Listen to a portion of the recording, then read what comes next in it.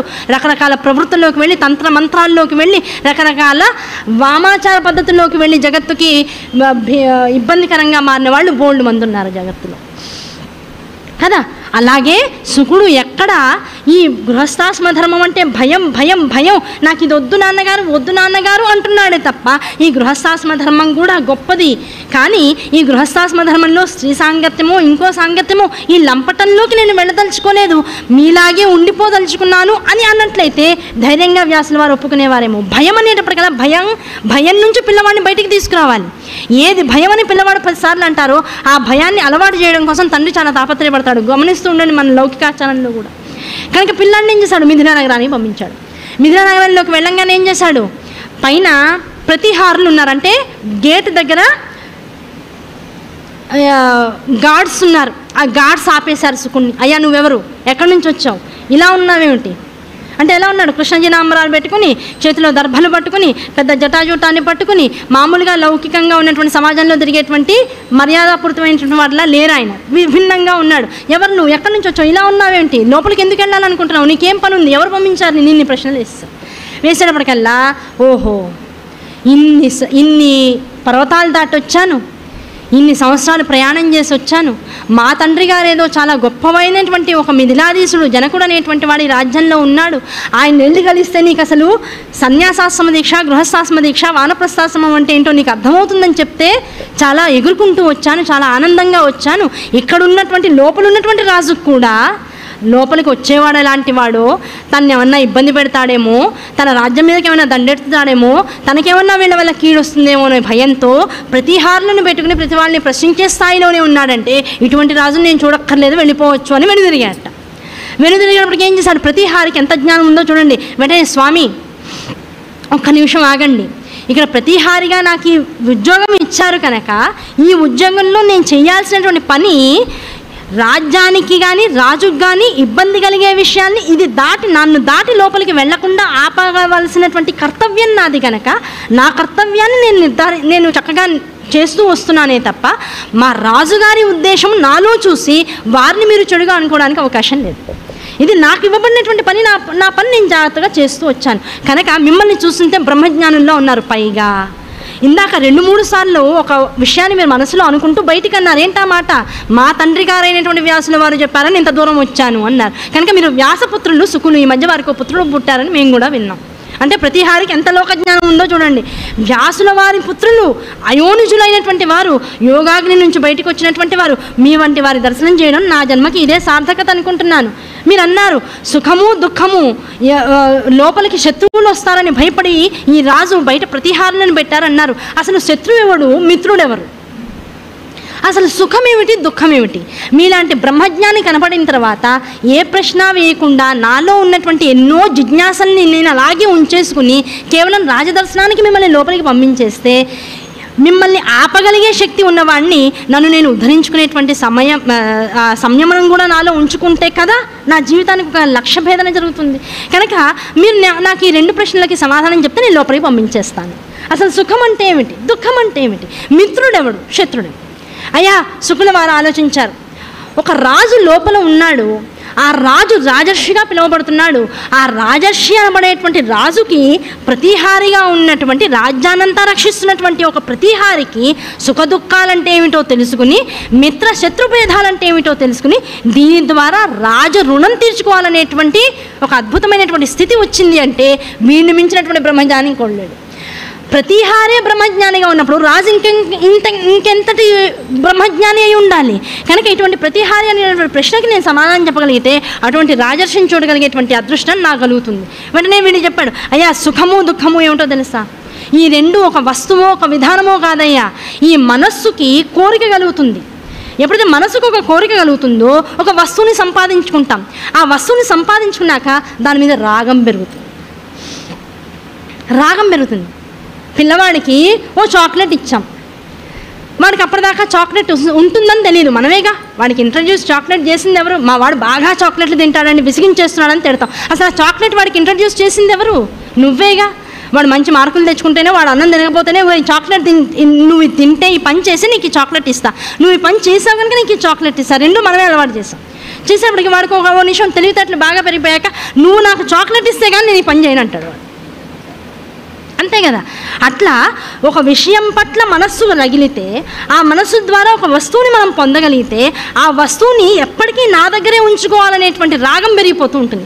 ఆ రాగము మనస్సు ఈ రెండేనయ్యా సుఖానికి దుఃఖానికి మూలం. వీడే మిత్రువు, వీడే శత్రువు. సుఖము ఏ మనస్సునైతే నువ్వు మిత్రుడిగా భావిస్తావో ఆ మిత్రుడిగా భావించినటువంటి మనస్సుని బ్రహ్మమైనటువంటి దాంతో ఫ్రెండ్షిప్ చేయించాలి. ఇంద్రియాలు కోరుకునే వాటితో ఫ్రెండ్షిప్ చేయించావా రాగం పెరుగుతుంది. ఇంతసేపు ఫ్రెండ్గా ఉన్నటువంటి మనస్సే నీకు శత్రువు అయిపోతాడు. శత్రువు అయిపోయి నిన్ను పాడి చేసేస్తాడు. కనుక ఏ మిత్రువు శత్రువు ఎవరని అడిగావు కదా, మనస్సు మిత్రుడు, దానికి శత్రువు రాగము. కనుక మనస్సులో ఉన్నటువంటి మిత్రత్వాన్ని జాగ్రత్త పెట్టుకుని రాగం వైపుకు వెళ్లకుండా శత్రు భేదం చేసేసి బ్రహ్మజ్ఞానం వైపుకి ఎప్పుడైతే నీ మనస్సును తీసుకువెళ్ళిపోయావో ఈ మిత్రుడు అనేటువంటి వాడి ద్వారా సుఖము దుఃఖము అనేటువంటి ద్వంద్వాలు తొలగిపోయి బ్రహ్మజ్ఞానం అనేటువంటిది నీకు వస్తుంది. కనుక మనస్సును జాగ్రత్త చేసుకో. ఇంద్రుల లౌల్యం నీ దగ్గరికి రాకుండా చేసుకో. దాని ద్వారా రాగాన్ని నీ దగ్గరికి ఎట్టి పరిస్థితుల్లో వచ్చే ప్రయత్నం చేయించకుండా ఉండు. దానివల్ల ఉన్నతమైనటువంటి బ్రహ్మజ్ఞానాన్ని పొందుతామని చెప్పాడు. వెంటనే ప్రతిహారి నమస్కారం చేసి అయ్యా లోపలికి వెళ్ళండి అని 5 నిమిషాలు ఆ లోపలికి వెళ్ళండి అనగానే శుక్రవారం వెంటనే లోపలికి వెళ్ళారు. ఈ లోపల ప్రతిహారి ఇంతసేపు మాట్లాడుతున్నాడు. ఆ రోజుల్లో దూతలు ఉంటారుగా, అయ్యా ప్రతిహారి ఫలానా ఇంత డిగ్రీలు పొందినవాడు, పిహెచ్డీలు ఉన్నవాడు అంతసేపు ఒకరితో మాట్లాడుతున్నాడంటే వీడిని నెక్స్ట్ లోపలికి పంపిస్తాడు. వచ్చినవాడు మామూలు వాడు కాదు. దూతల ద్వారా వెళ్ళిపోయింది రాజుగారికి. రాజుగారు వెంటనే అన్నాడు, అలాంటి యోగిని ఎవరో తీసుకురావడం కాదు, మంత్రివర్యుల్ని డైరెక్ట్గా పంపించాడు. మంత్రివర్యుల్ని డైరెక్ట్గా పంపించి ఏం చేశాడు, అయ్యా తీసుకురండి అన్నాడు. వెంటనే రకరకాల పూలవానలు చేస్తూ పెద్ద పెద్ద ఏనుగులతో దండలు వేయించి సుఖమహర్షిని లోపలికి తీసుకువెళ్ళారు. ఆ లోపలికి తీసుకువెళ్ళి పెద్ద రాజభవనంలో పెద్ద గృహంలో అతిథి గృహంగా ఇచ్చేశారు. తేనీరుతో కూడుకున్నటువంటి నీళ్ళని స్నానం చేయడానికి ఇచ్చారు. రకరకాల అందగత్తెలందరినీ కూడా కొన్ని వందల సంఖ్యలో ఆయన ముందు పరిచారకులుగా ఉంచేశారు. వారందరూ ఇన్ని పరిభ్రమింపజేయడానికి చాలా రకాలుగా మనస్సుని భ్రమింపజేయడానికి ప్రయత్నాలు చేశారట. అంటే రాజు సుఖమహర్షిని పరీక్ష చేస్తున్నాడు. అక్కడ ఉన్నది ఎవరు, జనకుడు. జనక మహర్షి పరీక్షిస్తున్నాడు శుకుణ్ణి. రకరకాల వేశ్యలందరినీ దగ్గరికి పంపించాట, అందగతులందరినీ దగ్గర పంపించాట. ఎక్కడా తొనకట్లేదు, చేతిలో దర్భల్ని వదలట్లేదు, కృష్ణజీనాంబరాల్ని వదలట్లేదు. కూర్చున్నాడు. ఏ కాలంలో చేసుకోవాల్సినటువంటి సంధ్యావందనాన్ని ఆ కాలంలో చేసుకున్నాడు. ఎక్కడ పడితే అక్కడ జపం చేసుకుంటున్నాడు.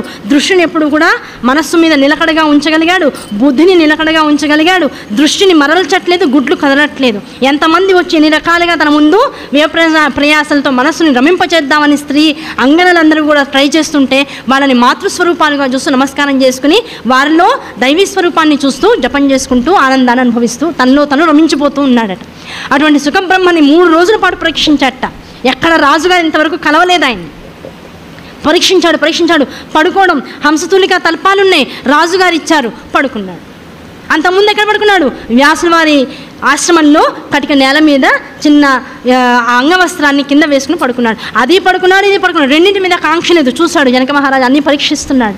ఎవరూ లేనప్పుడు కింద కూర్చొని జపం చేసుకుంటున్నారు. ఎవరన్నా వస్తున్నారంటే ఆ ఇంటికి తను అతిథి కనుక అతిథి మర్యాదగా వాళ్ళు ఇచ్చిన దాన్ని తాను అనుభవిస్తున్నాడు అనుకుంటే అవతల వాళ్ళకి ఆనందం కనుక వాటిని అనుభవిస్తున్నట్లుగా తాను కేవలం నటిస్తున్నాడు. అలా అన్ని రకాలుగా పరీక్షించిన తర్వాత 3 రోజుల తర్వాత జనక మహారాజు వచ్చాడు. వస్తూ ఏం చేశాడు, కపిల గోవుని పిల్లతో పాటు తీసుకువచ్చి మొట్టమొదటి సుఖమహర్షికి దానం ఇచ్చుకుని మంత్రపూరితంగా వారి ముందు శ్రద్ధాళువులై కూర్చుని, నాయనా సుఖమహర్షి, వ్యాసుల వారి పుత్రుడి యొక్క ఆగమనం నా రాజ్యంలో జరగడం నాకు చాలా ఆనందంగా ఉంది. మీరు రావడం చాలా సుఖదాయకం మాకు. సుఖమహర్షి, మీరు చెప్పండి ఎందుకు వచ్చారు? అన్నీ తెలుసు జనక మహారాజుకు. వ్యాసుల వారు తన దగ్గరికి పంపించారంటే ఊరికే పంపిస్తారా? ఏదో ఉంటుంది. ఆ ఏదో ఉన్నదాన్ని జాగ్రత్తగా ఆయన దాకా తీసుకువెళ్ళాలంటే వెంటనే సుఖమహర్షిని అడిగారు, ఎందుకు వచ్చారండి, చెప్పండి, విషయం చెప్పండి. నా తండ్రి మీ గురించి చాలా గొప్పగా చెప్పారు. వెంటనే సుఖమహర్షి అన్నాడు, మీరు రాజర్షిగా ఉంటూ గృహస్థాశ్రమ ధర్మంలో ఉంటూ సన్యాసాశ్రమ దీక్షలో ఉన్నారని చెప్పారు. ఆ దీక్షని అనుభవిస్తూ రాజర్షిగా గృహస్థాశ్రమంలో ఇంత పెద్ద పదవిలో ఎలా ఉన్నారు తెలుసుకోవాలని కోరికగా ఉంది. మీరు నాకు ఏదో ప్రబోధం చేస్తారు, అద్భుతమైనటువంటి ఒక ఉపదేశాన్ని ఇస్తారనేటువంటి ఉద్దేశంతో మీ దాకా మా తండ్రి గారు ఇక్కడికి పంపించారు. కాకపోతే వచ్చిన వెంటనే నాకు ఎందుకో కొద్దిగా శంక కలిగింది. ఇప్పుడేమో ఇంతమందిని నాకు పరిచారకులుగా పెట్టారు, ఇంత మోహాన్ని నాకు కలిగిస్తూ ఉన్నారు. ఇవన్నీ చేస్తూ మీరు ఏం నా నుంచి గ్రహిస్తున్నారు అది కూడా తెలుసుకోవాలని కోరికగా ఉంది.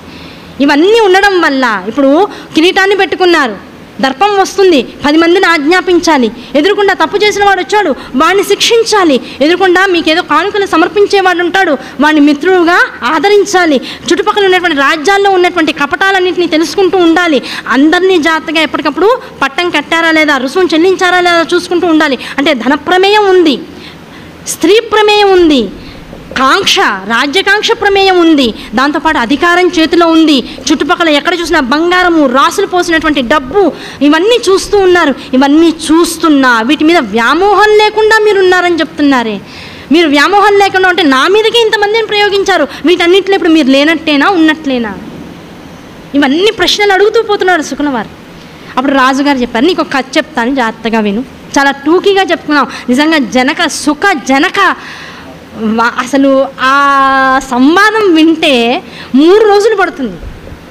నిజంగా జనకుడు మధ్య జరిగినటువంటి సంవాదాన్ని కనుక అర్థం చేసుకునేటట్లుగా మామూలుగా చెప్పుకోగలిగితే 3-4 రోజుల పాటు చెప్పుకోగలిగితే నిజంగా మనకు కూడా ఒక 50 to 60% నివృత్తి మార్గంలోకి వెళ్ళిపోతాం మనం కూడా. అంత అద్భుతమైనటువంటి ప్రసంగం వాళ్ళిద్దరి మధ్య జరిగింది. టూకీగా ఒక కథ చెప్తాను విను అని. జనకులు వారు చిన్నపిల్లవాడు కదా, కథతో కానిచ్చో ఆ కథతో మనం కూడా ఆపేసేద్దాం. ఇవాళ కాస్త సమయం తీసుకుంటున్నాను, అన్యదా భావించకండి. సో జనకులు వారు చెప్పారు, ఓ రాజు ఉన్నాడయ్యా, నాకు తెలిసిన వాడే, మా మేనల్లుడే. ఆయనకు భార్య ఉంది, రాజ్యులు చక్క పిల్లల్ని కన్నాడు, అన్నీ బాగున్నాయి.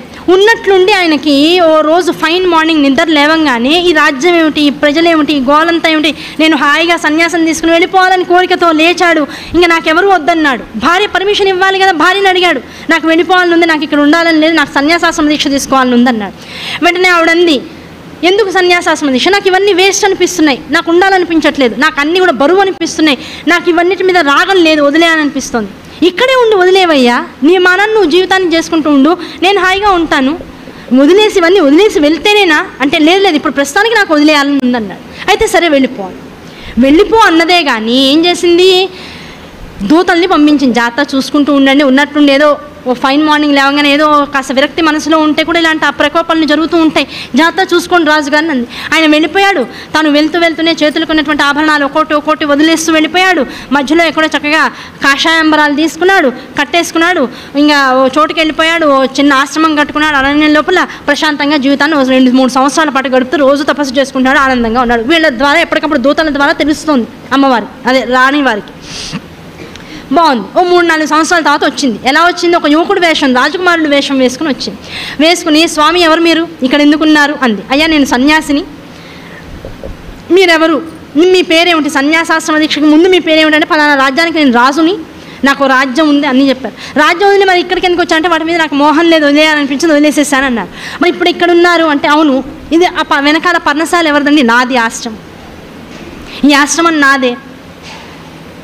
అంటే నాది అనుకునే వస్తువు ఒకటి ఉంటే అది రాజ్యం అయితేనేమి ఆశ్రమం అయితేనేమి నాది అనేది ఉందిగా, నాది అనేది ఉంది, ఇంక మీరు ఆ సన్యాసాశ్రమ దీక్షలు ఎక్కడున్నారు అని అడిగింది. వెంటనే యువకుడిగా ఉన్నటువంటి భార్య అడిగినప్పటికీ వెంటనే ఏం చేశాడు, నిజమే కదా, ఓ మంచి అనుభవం వచ్చింది. వెంటనే కాగడా తీసుకుని దానికి మంట వెలిగించేసి వెళ్ళిపోయి ఆశ్రమాన్ని తగలబెట్టేశాడు. బయటకు వచ్చాడు. మరి ఇదేమిటి, ఒంటి మీద ఉన్నటువంటి దండకమండలాలను, ఒంటి మీద ఉన్నటువంటి వస్త్రాలు చూపించింది. ఇవి కూడా అక్కర్లేదు, సన్యాసికి నాది, ఇది నా కమండలం, నా దండం, నా కృష్ణాంజనం, ఇవన్నీ వేసుకుని నేను తపస్సు చేసుకుంటాను. ఈ తపస్సు చేసుకునేది కూడా ఇంకా నా అనేటువంటి వస్తువులతో ఉంటే ఇంకా తపస్సు ఎందుకు అవుతుంది అడిగింది. వెంటనే వీటన్నిటిని విసిరేశాడు. వెంటనే వస్త్రాలు చూపించింది. ఇవేమిటి, నా వస్త్రాలు, శరీరం ఉందిగా, శరీరానికి ఒక మర్యాద ఉందిగా, ఆ మర్యాదని కాపాడుకోవాలనేటువంటి తృష్ణ ఇంకా నాలో ఉందిగా, ఉన్నంతకాలం ఇది నాకు యోగానికి తపస్సుకు ఉపయోగపడాలిగా, కనుక శరీరానికి వస్త్రాన్ని ఇంకా ఉండని అన్నాడు. సరే అయితే మీ ఇష్టం, మిమ్మల్ని కలిసినందుకు చాలా ఆనందంగా ఉందని ఆవిడ వెళ్ళిపోయి. ఇంకో 10 సంవత్సరాల తర్వాత వచ్చి ఈసారి ఏం చేసింది, తన సేవకురాలికి మగవేషం వేయించింది. తాను తనలాగే ఉంది, భార్యగానే ఉంది. ఈయన ఎక్కడైతే తపస్సు చేసుకుంటున్నాడో ఆ తపస్సు చేసుకున్నటువంటి మార్గానికి కొంత దూరంలో ఆ ఆడవేషం వేసుకున్నటువంటి స్త్రీ పురుష వేషంలో ఉన్నటువంటి స్త్రీతో రమిస్తున్నట్టుగా నాటకం ఆడుతుంది. కామవిహరత్వం చేస్తున్నారు వాళ్ళిద్దరు. చేస్తుంటే అక్కడి నుంచి ప్రయాణం చేస్తున్నటువంటి ఈ సన్యాసాశ్రమ దీక్షలో ఉన్నటువంటి రాజు భార్యని చూశాడు, జరుగుతున్నటువంటి విషయాన్ని చూశాడు, నిర్లేపంగా వెళ్ళిపోతుంటే అప్పుడు గబగబా మళ్ళీ వస్త్రాలని సర్దుకుని వచ్చి నేనెవరు అని అడిగింది. నీ భార్యని గుర్తుపట్టావా అంది. ఆయన ఏం మాట్లాడలా. నీ భార్యని గుర్తుపట్టావా అని. గుర్తుపట్టాను. నేను చేసిన పని చూసి నీకేం కోపం రాలేదా? దేని మీద కోపం? శరీరం మీదనా, జన్మ మీదనా, లేకపోతే నా అనేటువంటి దానవు కనుక నా అనేటువంటి వస్తువు మరోటనేటువంటి వస్తువుతో క్రీడిస్తోందనేటువంటి కోపమా? ఈ క్రీడ నాతో నేనే లోపల అంతర్మథనం పొందుతూ నేనెవరినో తెలుసుకోవాలనేటువంటి కాంక్షతో ఇంత క్రీడిస్తుంటే అంతర్మథనంలో అంతరంగికంగా నాతో నేను రమిస్తున్నటువంటి కార్యక్రమంలో నన్ను నేను తెలుసుకోవాలనేటువంటి దీక్షలో ఉన్నటువంటి వాడిని ఇంకా నువ్వు ఫలానా, నువ్వు చేసిన పని ఫలానా, ఇది తప్ప ఇది ఒప్ప అనేటువంటి ద్వంద్వాల్లో మళ్ళీ పడ్డాననుకో, ఇంకా నేను నన్ను తెలుసుకునేటువంటి అవకాశం ఈ జన్మకి నాకు దొరకదు కదా. కనుక నిన్ను చూస్తున్నా నాకు ఆ భగవతి స్వరూపమే కనపడుతుంది. నేను నీ భార్యనా అంటే అవునన్నాను, ఎందుకంటే నిన్ను బాధ పెట్టడం ఇష్టం లేదు కనుక. నీ భార్య స్థానంలో నువ్వు ఉన్నా ఇంకొకరున్నా ప్రతి వాళ్ళలోనూ ఇప్పుడు నాకు కనపడేది అమ్మవారి యొక్క స్వరూపమే. నువ్వేం చేస్తున్నావు అది నీకు ఇష్టమై చేస్తున్నావు. నా అవకాశము, నా పర్మిషన్ తీసుకుని చేయాల్సినటువంటి అవసరం నీకు లేదు. నాకు ఇష్టపూర్తంగా నీ జీవితాన్ని నువ్వు మలుచుకోవాల్సిన అవసరం నీకు లేదు. నీ ఇష్టమైనట్లుగా నువ్వు ఉండొచ్చు. నాలో నేను రమించిపోయి దేన్ని నేను సంకల్పించానో దాన్ని పొందే విధానంగా నేను ప్రయాణం చేయాలి. ఈ మార్పు లేనంతసేపు నాకు నీ మీద కోపం వచ్చేటువంటి అవకాశం లేదు. ద్వంద్వాతీత స్థితి అంటే ఇదే చెప్పేస్తే వెరీ గుడ్. దేన్ని సన్యాసమని భావించి దేన్ని పొందడం కోసం వచ్చావో అది పొందావు. కానీ ఇప్పుడు అరణ్యంలో ఉంటే ఒకటే, రాజ్యంలో ఉన్న ఒకటే. వచ్చేసి రాజ్యానికి. నేను ఇంకా స్త్రీని, నీ పిల్లలిద్దరూ చిన్నపిల్లలు, వాళ్ళు ఎదగాలి కదా. ఎదిగి రాజ్యాధికారం వాళ్ళు తీసుకునేదాకా రాజు లేనటువంటి రాజ్యంగా అనాథగా ఎందుకు వదిలేయడం? ఇప్పుడు నీకున్నటువంటి స్థితికి ఇక్కడ నువ్వు కాషాయాంబరాలు ధరించి అరణ్యంలో ఉన్నా నీ స్థితి ఒక్కటే అర్థమైపోయింది. ఈ కాషాయాంబరాలు ఉంచుకుని రాజ్యంలోకి వచ్చి మళ్ళీ రాజులాగా మొత్తం పట్టు వస్త్రాలు ధరించి కిరీటం పెట్టుకుని సింహాసనం మీద కూర్చున్నా నీ స్థితి సన్యాసి స్థితి. కనుక ఈ స్థితి మారినప్పుడు వేషభాషల ద్వారా నిన్ను ఎవరు కూడా భిన్నంగా చూడడానికి అవకాశం లేదు. నీలో మార్పు రావడానికి ఎట్టి పరిస్థితుల్లో అవకాశం లేదు. కనుక వచ్చేసేయండి. ఆవిడ చెప్పింది, ఆవిడకి అది ఆనందాన్ని కలిగిస్తుంది. తన స్థితిలో మార్పు ఉండదు కనుక ఆనందంగా వెళ్ళిపోయాడు. రాజ్యాభిషిక్తుడయ్యాడు. మళ్ళీ సింహాసనం మీద కూర్చున్నాడు. సన్యాసిగా రాజ్యాన్ని జాగ్రత్తగా ప్రపాలిస్తూ ఉన్నాడు. ఎవరిని బాధ పెట్టలేదు. తను మారలేదు. తన సంకల్ప దీక్షతో పిల్లలు పెద్దవాళ్ళ అవ్వగానే వాళ్ళ చేతికి రాజ్యం ఇచ్చేశాడు. గృహస్థాశ్రమ ధర్మం నుంచి సన్యాసాశ్రమ దీక్షలోకి వెళ్ళిపోయాడు. హాయిగా మోక్షాన్ని అవతరించాడు. ఈ కథ ద్వారా నువ్వేం తెలుసుకున్నావు అన్నాడు జనకుడు. అంటే ఏది అనుభవిస్తున్నా దాని మీద తాత్కాలికమైనటువంటి జ్ఞానాన్ని కేవలం నిష్కామమైనటువంటి స్థితిలో అనుభవించాలే తప్ప దాన్ని ఇప్పుడు నేను ఈ ఆర్డర్ వేశాను వాడు వినాలి అనుకున్నావు, విన్నాడు వాడు. తర్వాత ఇంకో 4 రోజులు పోయిన తర్వాత కూడా అదే ఆర్డర్ నువ్వు వేస్తే వాడు వినాలి అనుకోవడం తప్పు. ఎక్కడ కనపడినా వాడిని నీకు నమస్కారం చేయాలనుకోవడం తప్పు. ఇక్కడ గుళ్ళో ఉన్నాం, ఇక్కడ నిర్వర్తించే పనులు ఇక్కడ చేయాలి. ఇంట్లో ఉన్నావు, ఇంట్లో ఉండే పనులు నిర్వర్తించే పనులు నువ్వు అక్కడ చేయాలి. ఆఫీస్కి వెళ్ళావు, ఆఫీస్లో ఒక అధికారి కింద ఉద్యోగస్తుడుగానే ఉండాలి. ఇంకెక్కడో ఒక ఆలయ సందర్శనానికి వెళ్ళావు, అక్కడికి వెళ్ళినప్పుడు ఒక భక్తుడిగా నువ్వు ఎలా ఉండాలో అలా ఉండాలి. ఎక్కడ ఎలా ఉండాలో ఆ విధానం తెలుసుకుని దానికి తగ్గట్లుగా నీ మనస్సుని, నీ ఇంద్రియాలని, దాంతోపాటు నీకున్నటువంటి స్ట్రక్చర్ని, మొత్తం ఫిజికల్ అట్మాస్ఫియర్ని అంతా నువ్వు మార్చుకున్నట్లయితే, నీ క్యారెక్టర్ని అంతా మార్చుకున్నట్లయితే, ఎక్కడ ఎలా ఉండాలో అనేటువంటి విచక్షణ నీలో ఉన్నట్లయితే నువ్వు ఏ ధర్మంలో ఉన్నా నువ్వు సవ్యంగా ఉంటావు. దానికి ఆశ్రమ ధర్మాన్ని ఆపాదించి భయపడి ఇది ఇలానే ఉండాలి, అది అలానే ఉండాలని ఒక నియమం పెట్టుకుంటే అది మారితే కకావికలమైపోయి ఆశ్రమ ధర్మాల్లో తేడా వచ్చేసి ఎప్పుడేం చేయాలో అర్థం కాకుండా ఒక ఆశ్రమ ధర్మంలోంచి కింద ఆశ్రమ ధర్మంలో కూడా వచ్చి తప్పు చేసేటువంటి అవకాశాలు ఎక్కువగా ఉంటాయి. కనుక నువ్వు చేస్తున్నదేదో నీకు తెలియాలి, నువ్వు అనుభవిస్తున్నదేదో నీకు తెలియాలి, ద్వంద్వాతీత స్థితి నీకు తెలియాలి. సుఖము దుఃఖము ఈ రెండింటికి మనస్సు, మళ్ళీ అదే సుకుడు ఆ ప్రతిహారికి చెప్పినటువంటి విషయమే జనకుడు మళ్ళీ సుకుడికి చెప్తున్నాడు. అదే విషయం మళ్ళీ చెప్పడంలో ఉద్దేశం ఏంటండి? వెంటనే మనకి డౌట్ వస్తుంది. సుకుడు తను బ్రహ్మజ్ఞాని అని గమనించినటువంటి ప్రతిహారికి బ్రహ్మజ్ఞానాన్ని ఉపదేశించాడు.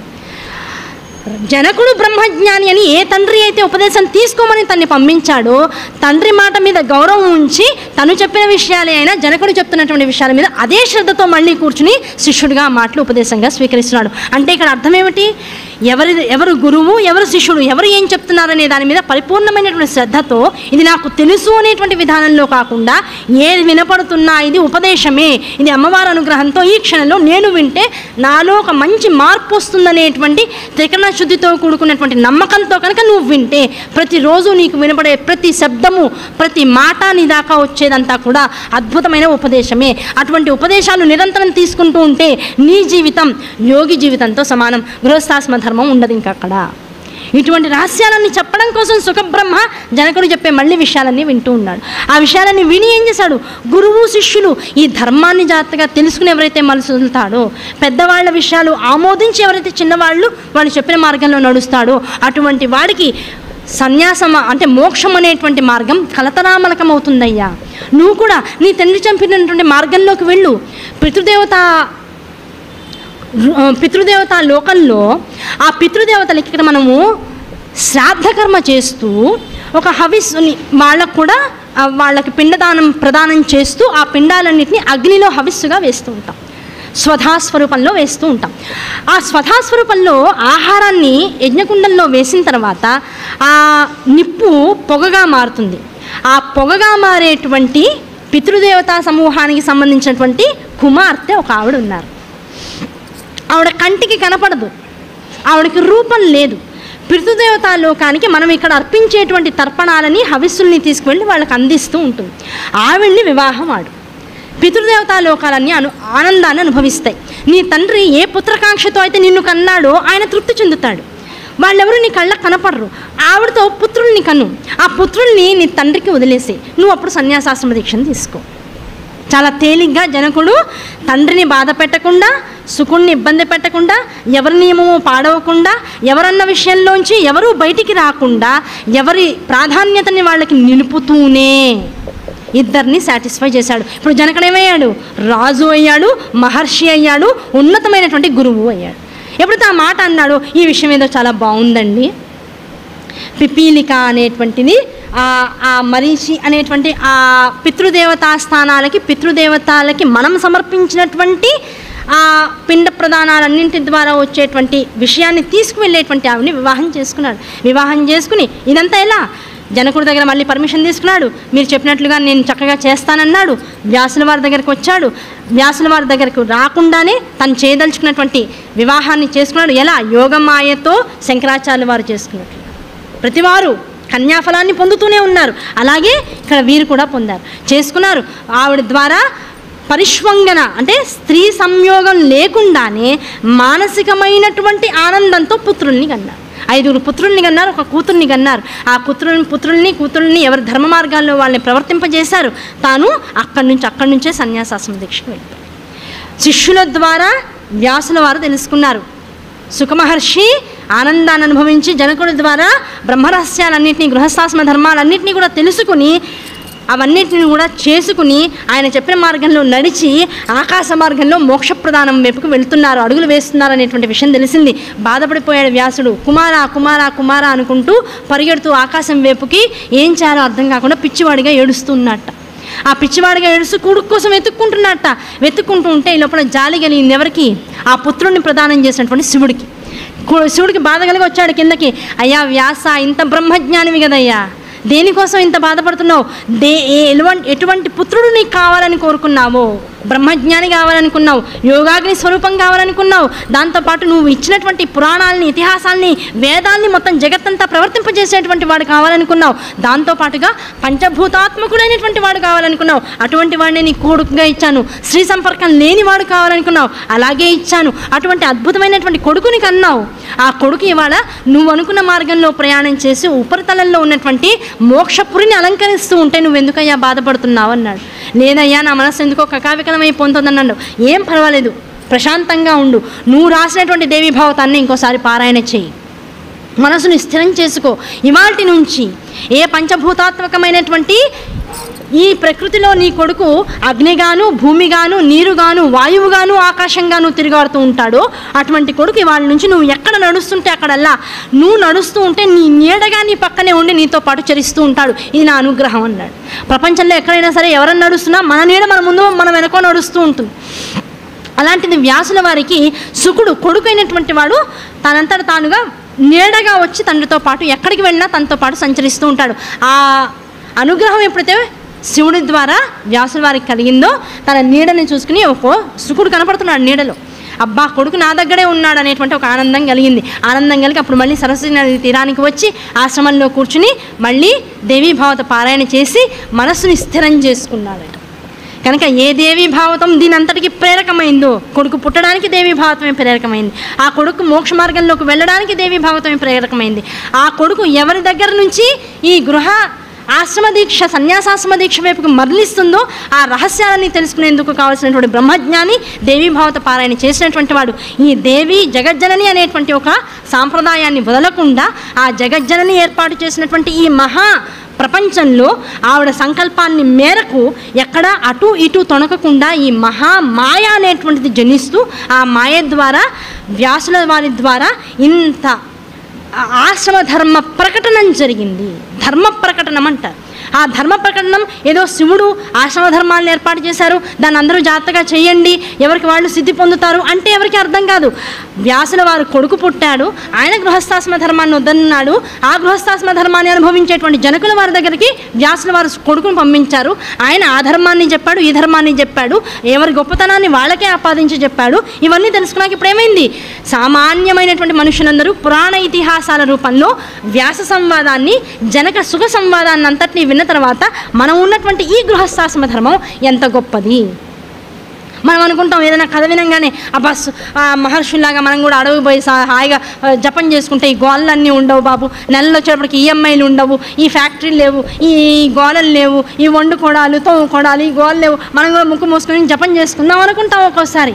అలాంటి భ్రమ వస్తే గృహస్థాశ్రమ ధర్మాన్ని తక్కువ చేసిన పాపం మనకు వస్తూ ఉంటుంది. దానివల్ల ఈతి బాధలు ఎక్కువ వస్తూ ఉంటాయి. దేన్ని తక్కువ చేయొద్దు. నువ్వు ఏ ఆశ్రమ దీక్షలో ఉన్నావో, ఏ పని చేస్తున్నావో అదే జగదీశ్వరి నీకు ఇచ్చినటువంటి పరిపూర్ణమైనటువంటి అనుగ్రహంగా భావించి ఆ సమయంలో ఆ పనిని జాగ్రత్తగా చేస్తూ పో.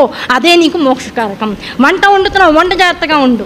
ఇల్లు ఉడుస్తున్నావు, శ్రద్ధగా ఇల్లుడు. 10 మందికి వడ్డిస్తున్నావు, శ్రద్ధగా వడ్డించు. నీ పిల్లలకు చదువు చెప్తున్నావు, శ్రద్ధగా చెప్పు. ఫోన్లో మాట్లాడుతున్నావు, శ్రద్ధగా అవతల వాళ్ళతో మాట్లాడు. ఏదైనా సరే శ్రద్ధగా చేయి, అది పరిపూర్ణంగా చేయి. మాట్లాడుతూ ఎవరో తిడతారని భయంగా దొంగగా మాత్రం మాట్లాడు.